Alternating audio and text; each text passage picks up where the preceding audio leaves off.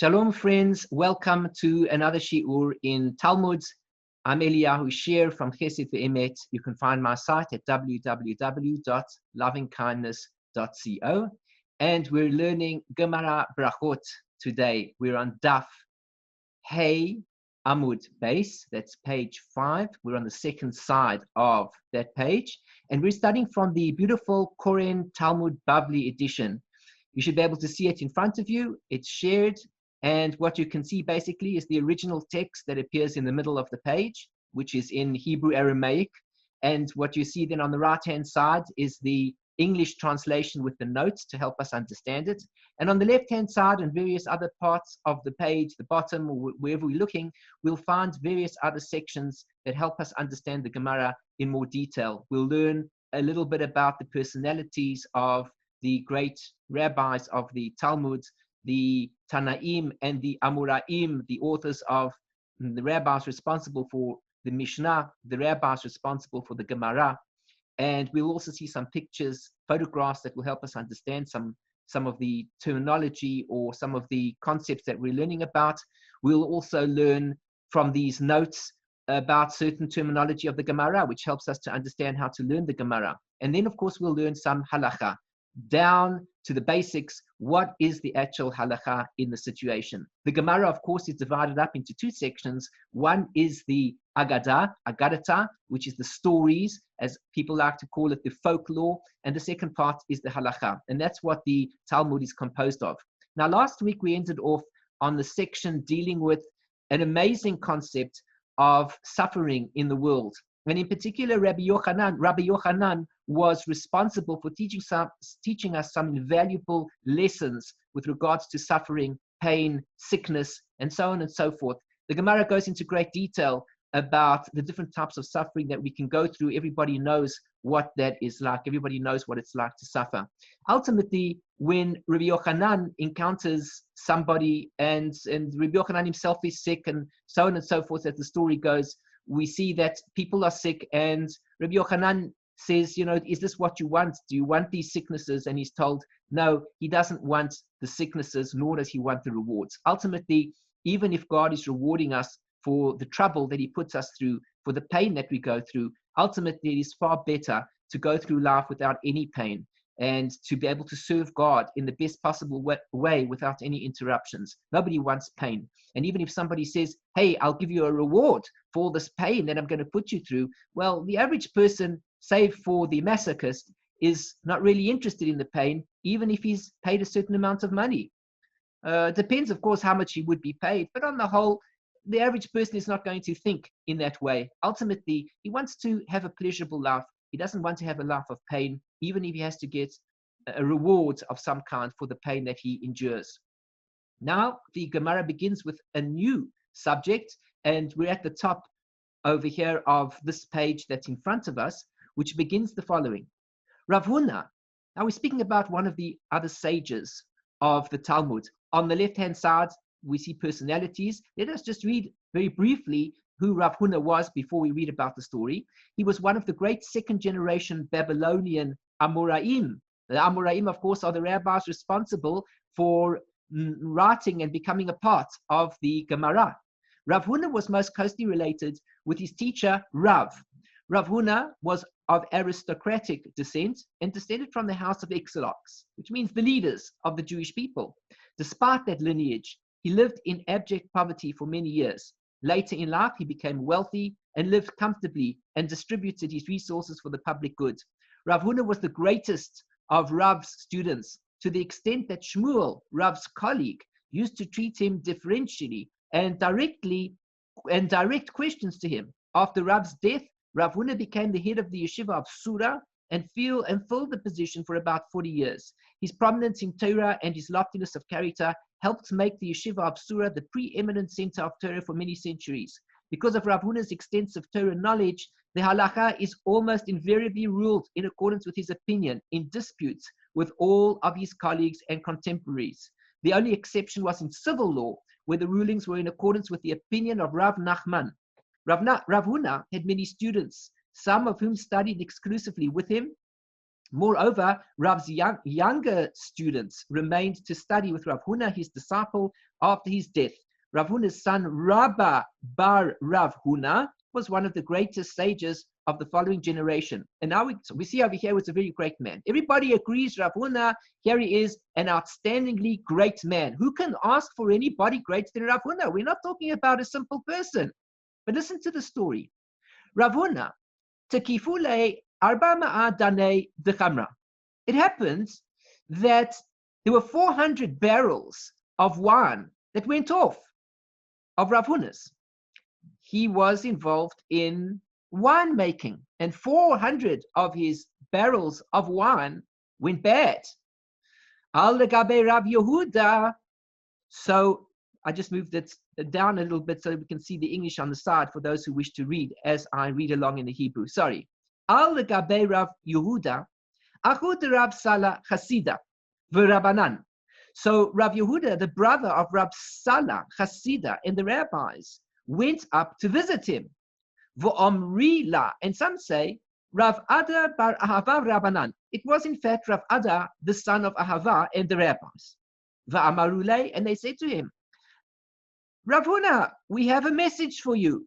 We see that you're in trouble and you have lost 400 barrels of wine. La'ayin mar b'milei. Perhaps the master really should check out his actions. It doesn't say perhaps. Of course, I'm adding the word in. Perhaps I'm being nice in the story, and I'm trying to put it across in a way that would be meaningful in terms of what was happening at the time. The rabbis would approach Rav Huna and say, and perhaps it could be that you're up to something no good, and that's why this particular affliction occurred to you. Because God doesn't surely punish just for the sake of punishing. Although, of course, we've been learning about different types of suffering and punishments and Yisurim shel Ahava. But this is very strange that Rav Huna was such a great sage, would have to undergo such a punishment. What could he have done wrong? So the rabbis approached and they said to him, perhaps you've done something wrong. Amarule. So they said to him, Amar Luhu, he said to them, Umi Chashidna be'einahu. Am I suspicious in your eyes? Meaning, do you feel that perhaps I've done something wrong? You accusing me of something? Amarule, they said to him, Mi chashid kutshebrichu da'avid dina below dina. How can one be suspicious of the Holy One, blessed be He, that He would make a judgment without there being any justice, which means to say, do you think that God would punish you for something that perhaps you never did? Does God just punish for the sake of punishing? This is very strange, Rav Huna. Perhaps, Rav Huna, you need to check out what you might have done. Omar lahu. So he said to them, I ikaman deshmiya alai milta lema. If there is somebody over here that has heard about me somebody heard a story about me, I might have done something wrong, lema, please let him tell me, what is it that I did wrong? It's no good for me to try and work it out myself. I can't seem to work it out. Perhaps there's somebody here who knows better than I do what it is that I did wrong. Amarulei, so they said to him, Hachi shmiya lan. This is what we've heard. Hachi, this, shmiya, we heard, lan, we heard. The law yahavmar, shavisha la'arisei.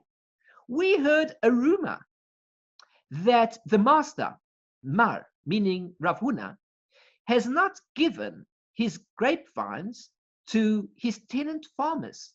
There were people that were working on his farms, and they were deserving of a particular income for the work that they were doing. He was responsible to give them something, and it turns out that he didn't give them what he was supposed to give them. Omar lehu. So he said to them, Mika shavek li midei minei. But these people don't leave for me anything from what? The produce that is growing on my property. Meaning to say what? They steal everything completely from me. they steal the produce, and then afterwards I'm supposed to pay them. This is very strange.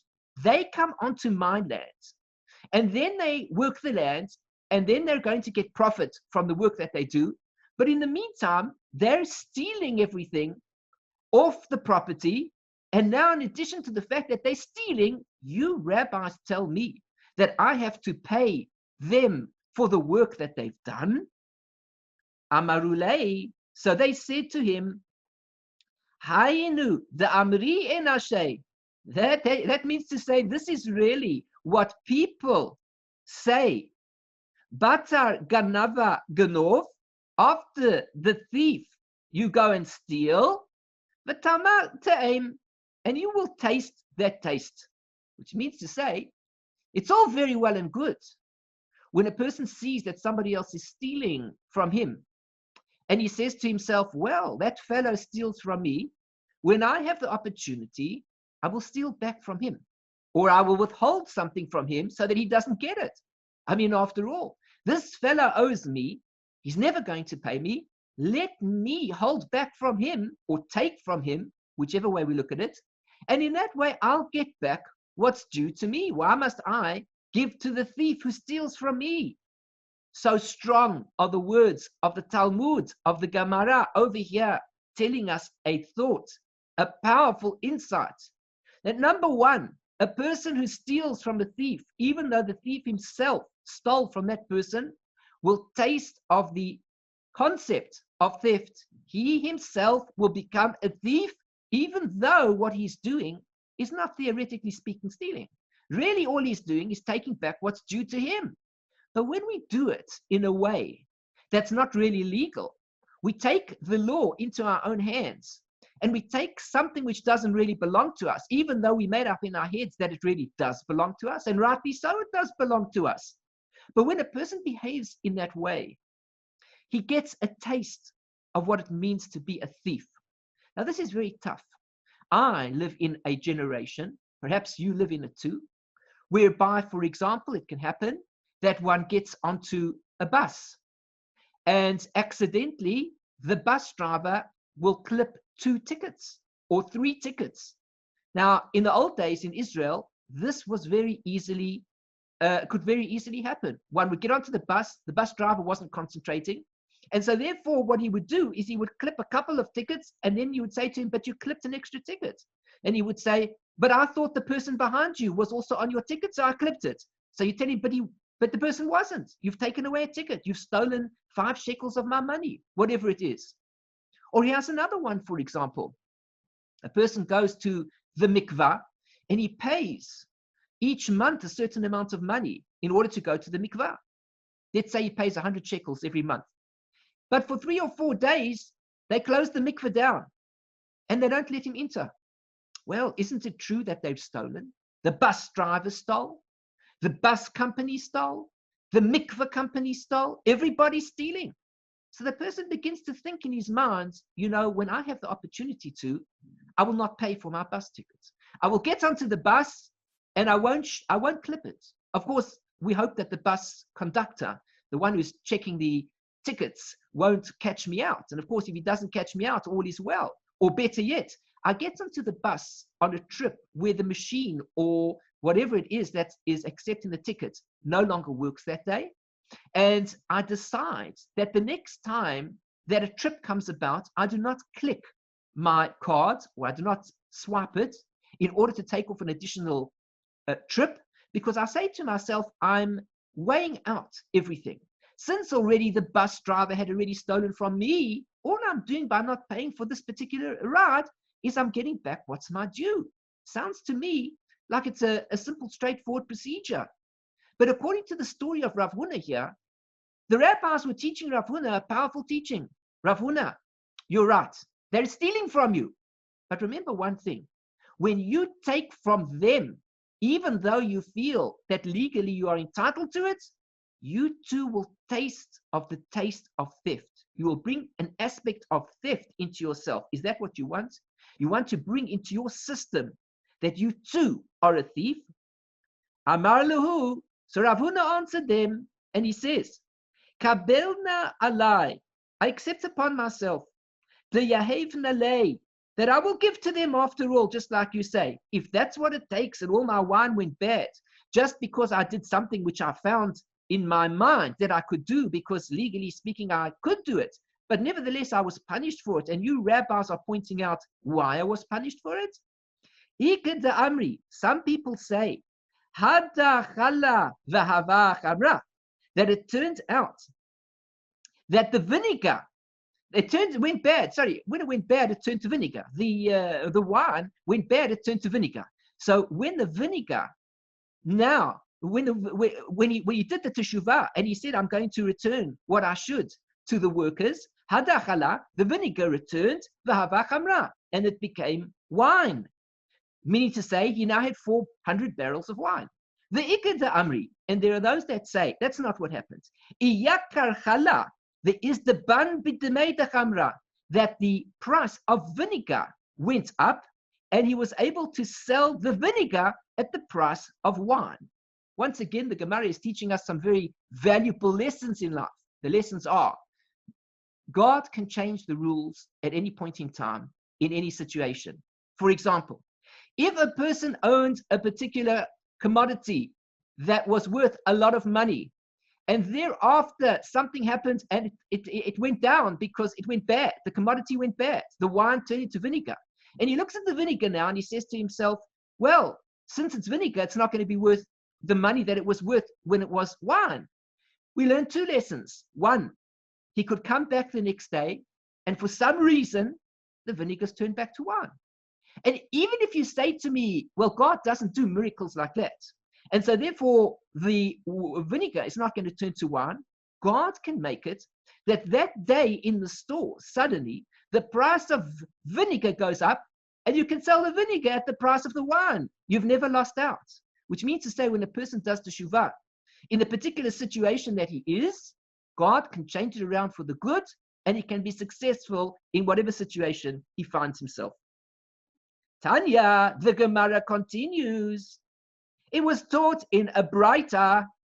Abba Binyamin Abba Binyamin says the following. New section. Al Shnei Devarim Hayisi Mitzta'er Kol Yamai. There were two things in my life that I've always worried about. I've always been concerned about. One, al tefilasi, about my prayer. Shetahei lifnei mitati. My prayer should always be by my bed, which means to say, it seems to indicate at this point in time that he was always careful to pray close to his bed. Second point, v'al mitati, and on my bed, shetahei netuna ben tzafon ledarom. With regards to my bed, it should always be positioned, it should be placed between north and south. Now, these words altogether are hard to understand because they mean one of two things. They mean that either the head of the bed is on the north and the feet of the bed is on the south. Or it means that if you say it's between the north and the south, that the horizontal position of the bed is lying in the direction between north and south.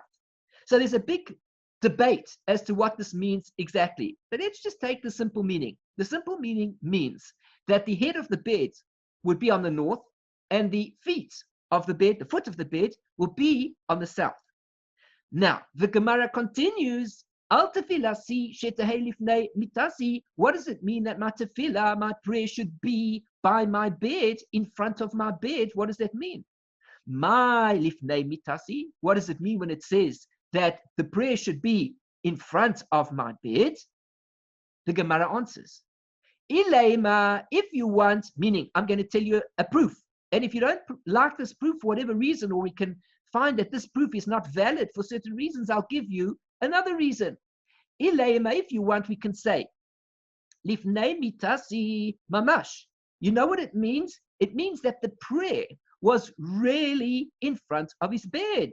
Meaning to say, he would pray next to his bed. Isn't that a wonderful concept? I mean, where else would you want to pray except right next to your bed? Your bed is your place of rest. Your bed is your place of the day beginning. And the bed is the place of where a person will ultimately die. In a normal situation, he will close his eyes and he will drift off into a deep sleep and ultimately die in his sleep. So therefore, perhaps the most appropriate place in the world to pray would be right by one's bed.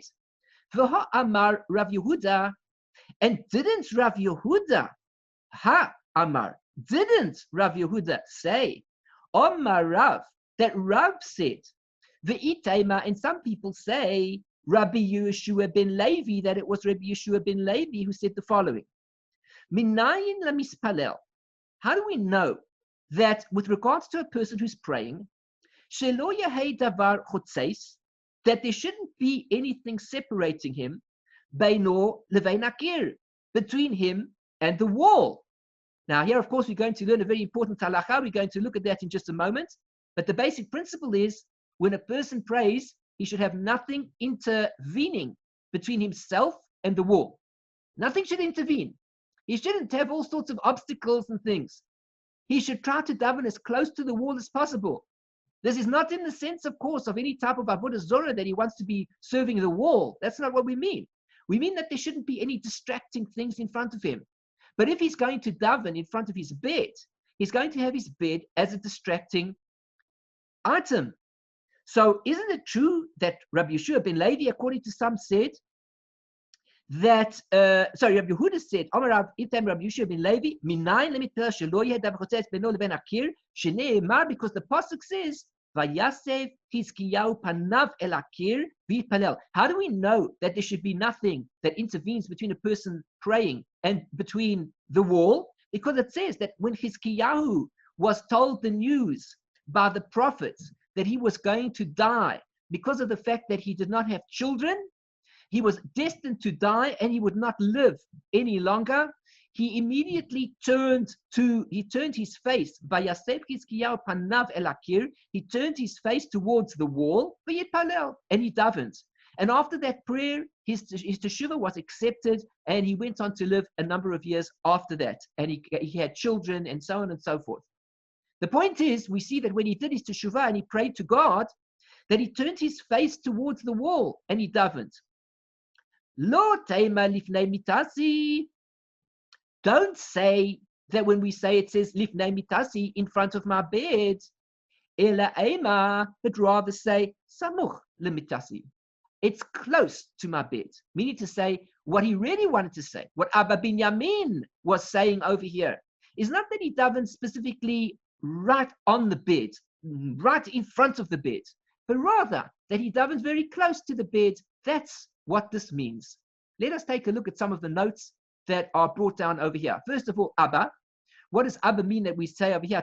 Tanya Abba Binyamin. What does that mean?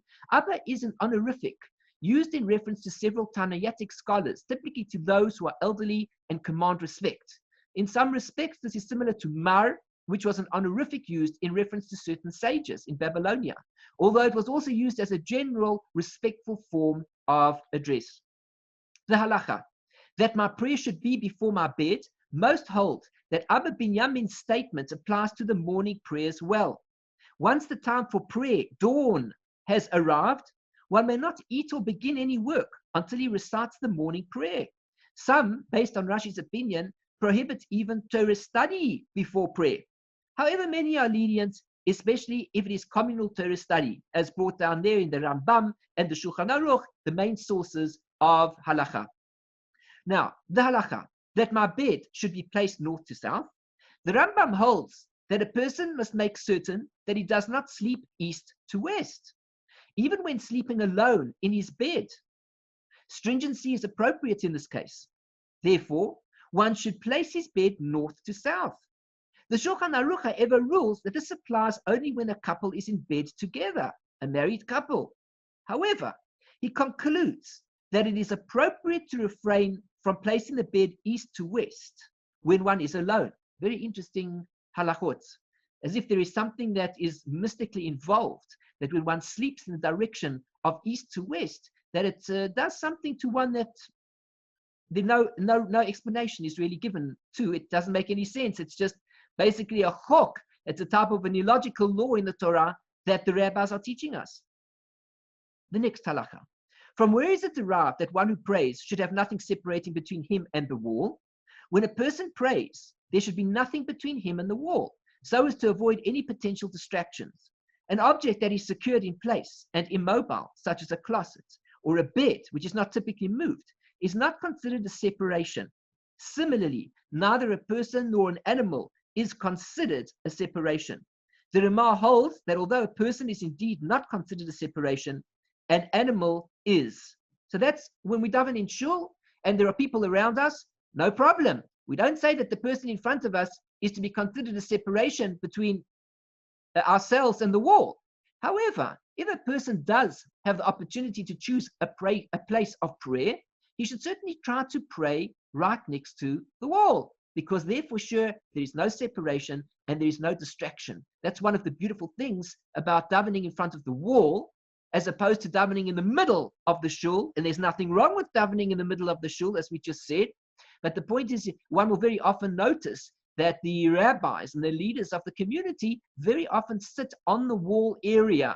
And when they daven, that is the direction which they are facing when they do their prayer. And so therefore we see over here that there is a certain degree of, where possible, try to daven in front of the wall so that there's no distractions of any kind. One shouldn't look at the left, one shouldn't look at the right, one should look straight ahead. Once one is looking straight ahead, one is looking at a wall and it's not too distracting. If one is in the middle of the shul, and of course one might be shockling a little bit to the left and to the right, and then one gets distracted, one sees somebody on the left and on the right, and one sees somebody in the front and he's shockling, and then perhaps who knows what else afterwards, he's turning around slightly and he sees the other people. So at the end of the day, the best type of prayer is to do whatever you can, position oneself wherever one can in a way that will be least distracting. And of course, there certainly shouldn't be anything that is dafka, distracting between him and the wall. Now here we see in the notes that one who steals from a thief has a taste of theft. What a beautiful thought, powerful thought. Most of us don't think like that. Even the good guys don't think like that.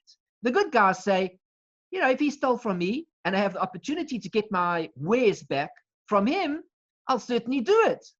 And the Torah says to us, well, if you do that, you're going to be tasting theft yourself. You'll become a thief yourself. You'll learn what it means. You're going to get a feeling, a smack of it, a taste. Some explain this expression to mean that although there is no inherent transgression in his action, one who steals from a thief has a theft-like experience, which is liable to become habitual, says Rav Sadia Gaon. What is this idea that my bed should be placed north to south? Some hold that the statement is an allusion to the positive aspect of placing the bed from north to south. North represents wealth. The Torah always says in the Gemara, we learn that a person who seeks wealth should turn himself to the north. A person who seeks wisdom should turn himself to the south. Whatever this means. It could mean it in a physical aspect, according to what we're reading over here. It certainly means it in a spiritual aspect, when one is involved in tefillah and one is meditating, that one directs one's thoughts in the direction of the north or the south, depending on what one is after. The north is the place of wealth, the south is the place of wisdom. So in the north, we have the golden showbread table in the temple, which was situated in the north of the sanctuary, because it is the symbol of plenty. South represents wisdom. The temple candelabrum was situated in the south of the sanctuary. One who places his bed north to south and prays to God, who has dominion over all wealth and wisdom, will be rewarded with sons, says the Talmidei Rabbeinu Yoina. Again, these are just general principles. Please don't go and quote the teaching over here and tell everybody, well, you know, if you position your bed north to south, that's clearly you're going to have sons. And if it's east to west, then who knows what you're going to have as a result of that. And of course, if you think north, you'll be wealthy. And if you think south, you'll definitely be wise, even if you won't be wealthy. These are just general ideas. I don't think that people really understand the fullness of them. There are plenty of people who might have in mind praying for wealth and directing their attention to the north, and they do not become wealthy. And there are many people who do not pray at all, and they are very wealthy, they are excessively wealthy, and they never had their intentions directed to the north. These are just general ideas that the Torah is teaching us. I'm not quite sure to what degree when we read it, we're to take it so literally that if we do this, then it's a certainty. Yes, if I direct myself to the north, I will become wealthy. I'm going to spend all my day directing my attention to the north in the hope that now I will become wealthy. Let us go to the second teaching of Abba Binyamin's statement, where he said, "Va'al mitasi shetahena suna ben tzafon ledarom." Regarding my bed, it should be placed between the north and the south. As we see here in the note, this was in deference to the divine presence, which rests between east and west, the direction of the temple, as the Holy of Holies was to the west, while the main entrance was to the east. Therefore, the sages were careful not to perform actions inconsistent with that sanctity, while facing east to west. And therefore, Abba Binyamin was careful not to sleep in a bed that faced east to west. To Omar Rabbi Chama said, but Rabbi Chama, the son of Rabbi Hanina, Omar Rabbi Yitzhak, he said that Rabbi Yitzhak said, everybody who puts his bed in the direction from north to south, listen to this idea. This is what we were discussing before. He will have male sons, male children. A person who puts his bed north to south, meaning to say that he will be married, of course, because just putting it north to south as a single man is not going to really bring him any sons. So he'll have to be married first. And then according to this, he will have to be intimate with his wife in the direction facing towards the north and the south. Such a person will be blessed with male sons. Shene'emar, because the pasuk says, "Utzefuncha temalei pitnam yisba'u panim," and whose belly you fill with your treasures, you have sons in plenty, and leave their abundance to their babies. This verse indicates that one who sets his bed facing north will be rewarded with sons in plenty, as north, tzafon is the word in Hebrew for north, is etymologically similar to your treasure, which is tzefunecha. Rav Nachman bar Yitzhak Amar. Rav Nachman bar Yitzhak said, "Av einishto mapelet nefalim." A person who places his bed in this direction, meaning from the north to the south, he can be certain also, according to what Rav Nachman bar Yitzhak says, that his wife will not miscarry. It's written over here, this is the proof. It says over there, and whose belly you fill with your treasures, and it's written there in another verse with regard to Rivka's pregnancy, and her days were filled to give birth. And she had twins in her belly. So we see that there's a connection between these two ideas over here, and that since it is, when we relate to the belly, you fill with your treasure, refers to a pregnancy that proceeds without complication. Tanya, it was taught in a brisa. Oma Abba Binyamin Omer. Abba Binyamin says, a new point. We finish now with the direction of the beds. We finish now with the direction of prayer.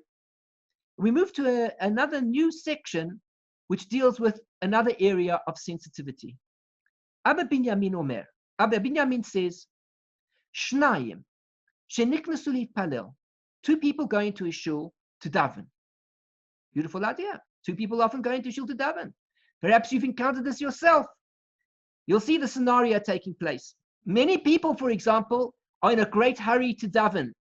Everybody's rushing into shul quickly as fast as we can. Finished already, they daven the whole thing, Shmona Isra, everything. And the fellow in the shul, he's still Baruch Atah Hashem. He's davening Shmona Isra. And everybody is already running out of the shul. Well, the Braita from Abba Binyamin tells us something a little bit different. Shnaim sheniknasu litpalel. Two people went into a shul to daven. V'kadam echad mehem litpalel. And one of them proceeded to daven. V'lo himtin es chavero. And he didn't wait for his friend. V'yatza. And he left the shul. A fellow comes to shul. He finishes his prayer. Especially in those days where shuls weren't as guarded, let's say. They weren't in areas that there were people walking around. A shul could have been a little bit of a distance away from where people lived. And so it was really, really dangerous to find oneself alone in shul. Actually, the situation is no different today. When a person goes to a shul today and he finds himself davening all by himself in a large shul, it's quite possible that anybody could come into that shul and be a danger to him, as we well know from the stories that have happened recently to the Jewish people. So therefore, this fellow comes into shul, he davens quickly, and he leaves. Well, the Torah says about him, Torfin lo tefilato befanav. They throw his prayer into his face. They throw it back to him. The word toref means both to throw and also means to tear up. So it depends how you want to translate it. You can even translate it as they tear the prayer up. They're not interested in the prayer. Why? Shneimar, because the pasuk says, Terev nafsho ba'apo. He throws his soul in his anger. Halema'ancha, ba'apo, in his face. Throw your soul in your face. Halema'ancha te'azev aretz. For your sake, will the earth be forsaken?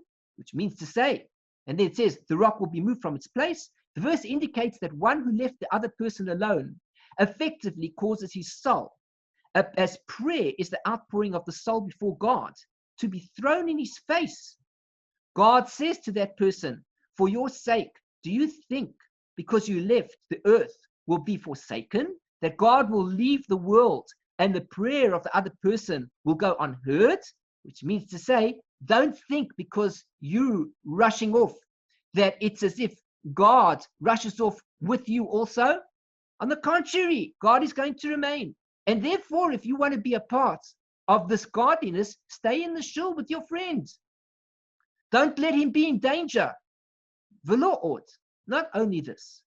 Ela shegeirem la Shekhinah. He even causes the Shekhinah, the divine presence, shetistalek misrael, that it should depart from the Jewish people. A person who is prepared to leave his fellow Jew davening in the shul by himself, alone, making him feel awkward, making him feel unsafe, making him feel that perhaps he needs to hurry up his prayer because they need to lock the doors.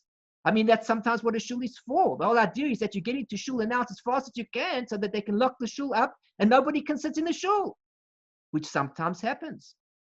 So therefore, this is how people think. A person who behaves in this way, especially if he's a gabbai, he's the gabbai of the shul, such a person can cause that the Shekhinah will leave the Jewish people. Sheneemar, because the pasuk says, "Vayetak tzur mimkomo," the rock will be moved from its place. The rock being God again. We always refer to God as the rock, protection. Va'ein tzur, and the word tzur refers ela HaKadosh Baruch Hu. It refers to HaKadosh Baruch Hu, the Holy One, blessed is He. Sheneemar, because it says tzur yiladecha teshi, which means of the rock that gave birth to you, you have been unmindful. It also means that you have weakened it, teshi, you have made it weak, and you have forgotten God who bore you. Your attitude, God says to us, if you're prepared to leave a fellow Jew who's davening, just because you're faster than he is, and you leave him davening, it's as if you don't care about God himself. You have dismissed God. You have walked out on the spiritual entity of godliness that exists in the shul. Ve'im himtin lo masacharo, and now the Gemara asks, and if he did wait for him after all, what will his reward be? Here we make a mistake. Sometimes we think we're doing ourselves a better favor if we rush out of shul after we've davened because we've got things to do. But the Torah says sometimes we make a mistake. Sometimes staying in the shul will bring us more rewards than had we left the shul. Let us just take a look at some of these notes that appear on the page. So the first note is, he did not wait for the other. His prayer is thrown back in his face. The Amida prayer is formulated in the plural in order to emphasize the communal aspect of our prayers. When one prays and thinks only of himself and his own needs, his prayer is rejected. The individual who does not wait for another displays a lack of concern for his welfare. Therefore, his prayers are rejected. He causes the divine presence, whose manifestation is dependent upon genuine fraternity among Jews, to remove itself from Israel. Let us take a look at the Halakha. If two people enter a synagogue in order to pray, and one began praying before the other and did not wait for the other, when reciting the evening prayer in a synagogue outside the city, before leaving, one must wait for the other person present to finish his prayer. The same applies to a synagogue that is not outside the city. However, one need not wait for a person who begins after everyone else, or who began with everyone else, but who extends his prayer with additional supplications. Note, not that he's just davening a bit slower, but he continues to add supplications to his prayers. Veri, one of the great Tosafists, always waited for others to complete their prayers, regardless of the circumstances. This was deemed a pious custom worthy of emulation whenever possible, says the Rambam, brought in the Shulchan Aruch also. We move on to Daf Vav Amud Aleph, page 6. We're on the first side. And we've asked the question, what will be the reward of somebody who waits for his fellow who is davening even though he himself has finished his prayer? Omar Rabbi Yosei, but Rabbi Hanina, Rabbi Yosei, the son of Rabbi Hanina, said the following: he merits the following blessings. He merits blessings. He thought he was wasting his time waiting for his fellow to finish his prayers. He had to get on with the day. He had things to do. What type of reward is there for sitting and waiting for somebody who's davening longer than he davened? Because the pasuk says, "Lu hikshavta lemitzvosai." So since it is, if only you had listened to my mitzvahs, vayehi kana shlomecha, then your peace would be as a river, v'tzidkasecha kegale hayam, and your righteousness would be like the waves of the sea. Vayehi kachol zarecha, and your seed will be like the sand. And it would be, and the offspring of your body like the grains thereof. His name would be neither cut off nor destroyed from me, says the prophet Yeshayahu. The explanation of this passage is based on the etymological similarity between the word mitzvah and the word tsevet, which means group. If he keeps the other person company and does not abandon him after his prayer, all of the blessings that appear later in the verse will be fulfilled in him. Talmidei of Rabbeinu Yonah. The word tsevet, as we know, tsevet in modern Hebrew is a team. Tsevet is related to the idea of connection, and that's really what a mitzvah is all about. A mitzvah connects us to Hashem. A mitzvah connects a fellow human being to another fellow human being. And so therefore, when we are connected in the correct way, then we bring blessing to ourselves also, because that is what God wants. God doesn't want us to be separate. He wants us to be together. Of course, if the fellow tries to be together with somebody and all he gets is insults, what choice does he have? He says he separates from this other person because all he's receiving is insults. However, the duty is that the moment that there is a show of connection, the other person needs to reciprocate in a way that shows and acknowledges that he wants to be a part of that team. Certainly, when we are davening together in a shul, we must daven together as a minyan. We must respect each other. We must not run out of shul as fast as possible. I like to mention to people many times this very beautiful story that I read about Rabbi Daniel Frisch, the Matok Midvash, the great Kabbalist, died in 2006. And he did the entire work of basically translating and commentating on the Zohar in a way that he brought the major commentaries in a format that would be very easy for the average person to go through. And today you can buy that set. And he spent his entire life working on this project. He was an immense Kabbalist and a great Talmid Chacham and a very great man.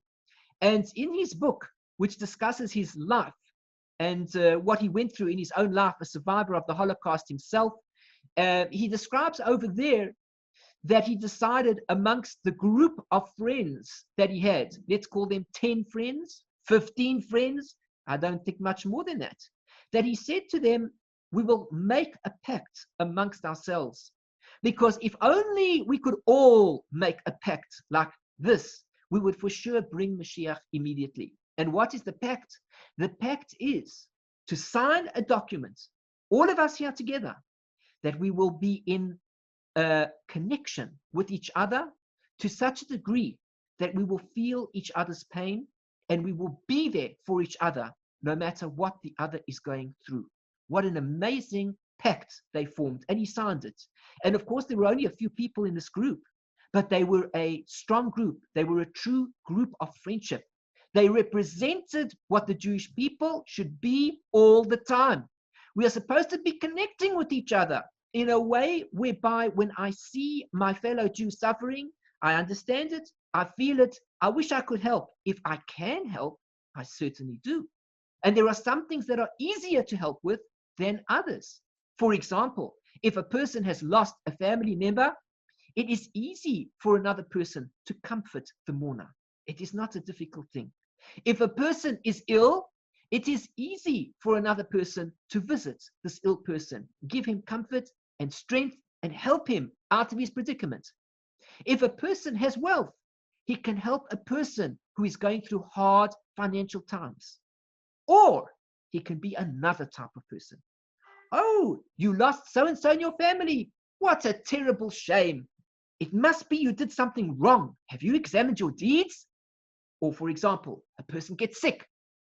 Oh, shame. You're sick. It must be that you did something wrong. What could it be? You need to do Teshuvah. Don't ask me to come and visit you. Or it could be a person is in need of wealth. He says to him, did you work hard enough? Did you get a degree? Did you put your effort in? No, you didn't. Therefore, you are deserving not to have money. What a chutzpah that you come to me and ask me to help you. The Torah says no. We are tevet. We have to be a team because that is the root of the concept of mitzvah. We do mitzvot to unite with each other, not to part from each other. When we are in shul and we are davening, we are supposed to connect with each other.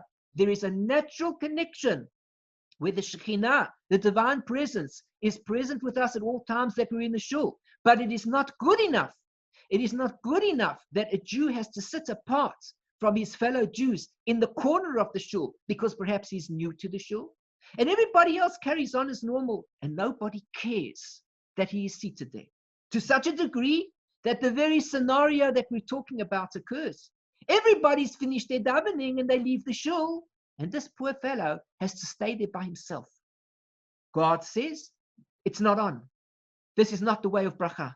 And if you pray in that way and you feel proud of your prayer, you are sadly mistaken. The prayer will be thrown back in your face because prayer only has a value when you are able to connect it with your fellow Jew. Your wealth will only have a value when you're able to give it to somebody in need. Your energy will only have value when you visit somebody who is not well. And of course, you're able to visit them. If you're not able to visit them, what can we do? But at least don't insult them.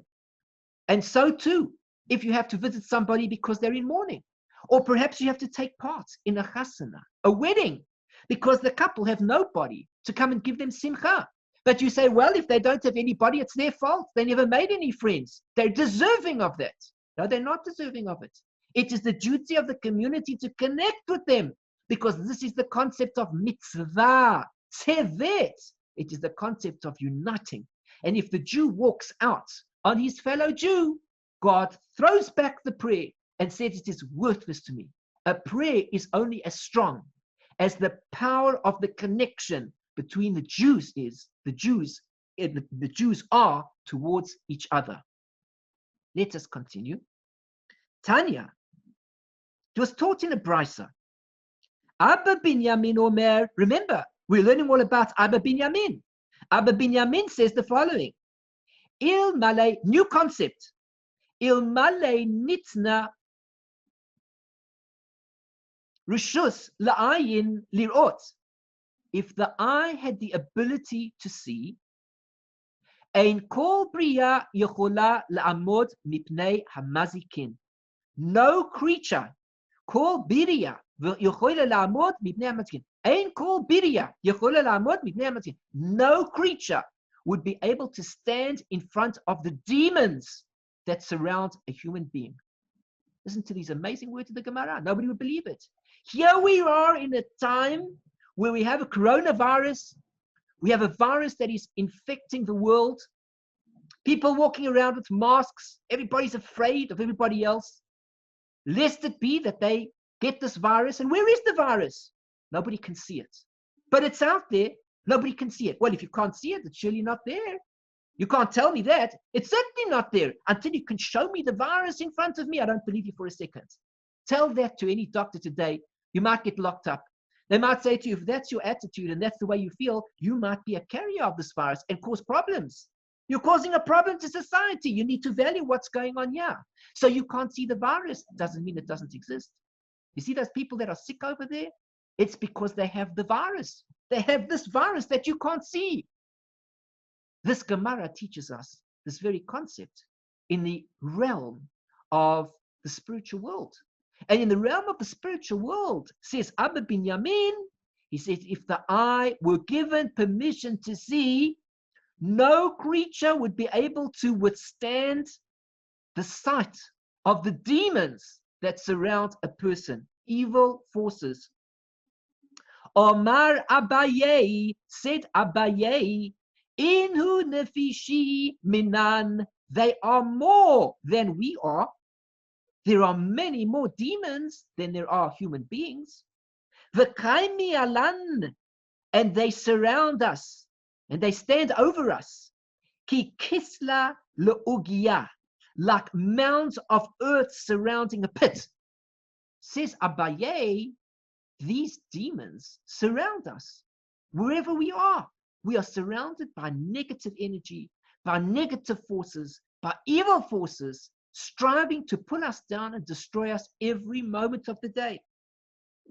Omar Rav Huna, Rav Huna said, Kol chad v'chad minan, every single one of us, Alpha Mismalei, has 1,000 demons on his left, V'rivavasa miminei, and he has 10,000 to his right. And as you see over here in the note, he says, God protects man from these demons. As it says in the verse, 1,000 may fall at your side and 10,000 at your right hand. They will not approach you, from the book of Tehillim, which means to say God is protecting us from these demons. But every now and again, very often because of things that we do which is not good, certain things that we do which are not good, sometimes God allows a particular demon to have an effect upon us. One who reads the Talmud Bavli, written by Rabbi Moshe Cordovero, the Ramak, will see over there that there's one of his chapters over there. He deals with this concept that when we do averas, when we commit averas, that we create more of these demons. And the catch is that when we create these demons, we have to sustain the demon. It's just like creating a child. If we create a child in the physical world, we have a duty to look after the child. We brought the child in the world. We must look after the child, provide the child with food, with clothing, with shelter. We must do it. And a person who has children and gets caught out that they're not looking after their children, they'll be sent to prison. Because society expects that if we bring a child into the world, we must be responsible to take care of that child from beginning to end. Bring the child up, give the child what it needs. Don't abandon the child. When we do an aveira, when we do a mitzvah, we create an angel. When we do an aveira, we create a demon. We need to sustain the demon now. We have given it life. So God says, sustain it, so to speak. Do more aveiras, because that's what's going to sustain the demon. Well, wait, if you do more aveiras, you're going to get more demons. That's not a good path. Okay, that's not a good path. So therefore, what should we do?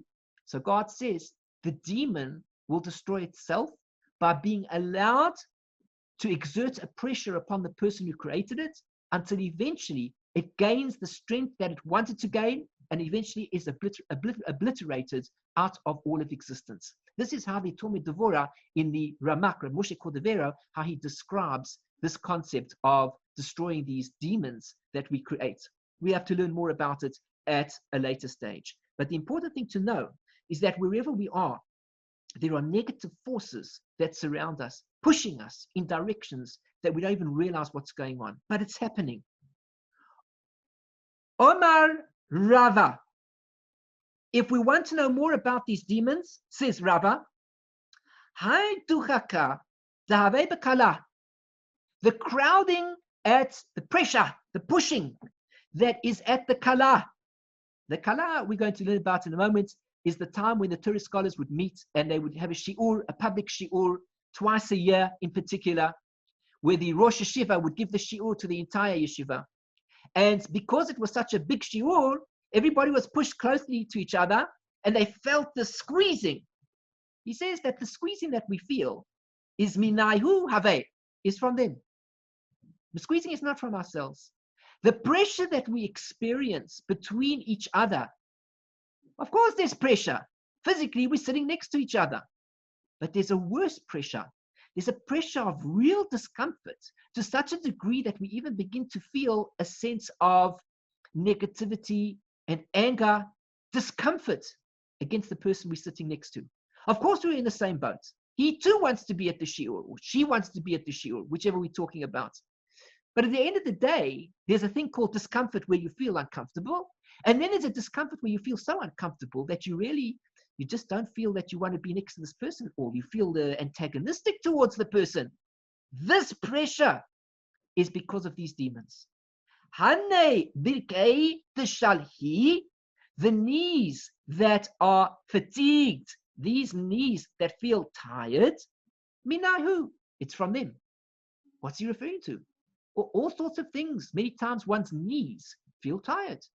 For example, one is walking upstairs. One begins to feel tremendous strain, more than the general idea of walking upstairs.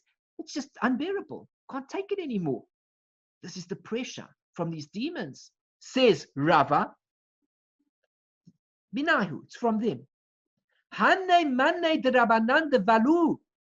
The garments that the scholars have that get worn out, it's because of their pushing. It's because of the friction that they exert on the Torah scholar. You see, the Torah scholar, he's sitting in yeshiva, in kollel. He's sitting and studying Torah. Is he building houses? Is dust flying about all over the show? He sits in a chair with a table in front of him. How much can he do to make his clothing dirty? He comes home that day, there's a mark on his garment. Where did the mark come from? Rava says that the marks that come onto the Torah scholars' garments is from these demons. They're up to no good.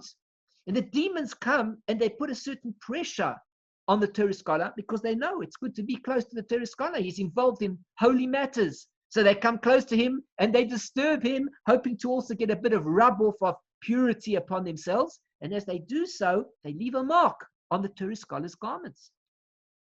Hanei karei de minakfan minahu. These knees, these feet that are knocking against each other, or they knock against each other, or they say are in pain, whatever it is, meaning to say that when one experiences some sort of a pain of some kind in one's feet, or a discomfort in the feet, minahu, it is also from them. When one is walking and the feet feel terribly fatigued, feel that you just can't go on, can't walk anymore, this is from the pressure from these demons. Before we continue, let us just read these notes. Here's the background. The kala, what is kala? The kala is a uniquely Babylonian Jewish tradition, despite the fact that it appears to have its early roots in Eretz Israel. The kala is essentially a gathering of all the sages. It took place twice a year, in Adar and Elul, and focused on a specific tractate, which the sages would analyze and interpret. Thousands of people would attend the Yarkei Kala, which also served as an extraordinary occasion of paying homage to the Torah. Now, the halakha, with regards to prayer, that one's prayer is only heard in a synagogue, which means we're referring to the fact that when a person prays, he should go and pray in shul. And that is for that reason that people shouldn't leave the shul early, because shul is the place of prayer, and one should be there with one's fellow while he is praying. One must strive to pray with the congregation in the synagogue. even one who, due to circumstances beyond his control, is forced to pray alone, should do so in a synagogue, as one's prayers are always received in a synagogue. One who has a synagogue in his city but fails to pray there is called an evil neighbor. Again, brought down in the Rambam, in the Shulchan Aruch, we see over here how important it is to pray in a shul, how important it is that a community have a shul. And I would add to this, although there are no specific halachot that we're learning about over here, the builders of the shul, those people who have the wealth to make the shul for the community of what it should be, should put in their wealth so that the shul becomes a place of beauty and encourages people to want to sit there and to learn and to pray the things that we need to do. When a shul is just a place of like a room, and in the summer there is no air conditioner, and in the winter there are no heaters, and people sit there on cold benches, and the bench is broken, and the place where they put the siddur has nails sticking out of the table area, and you put your siddur on and it breaks your siddur, and you put your hand on and you cut your hand because there's a nail and whatnot, etc. This is not kavod for the Beis Knesset.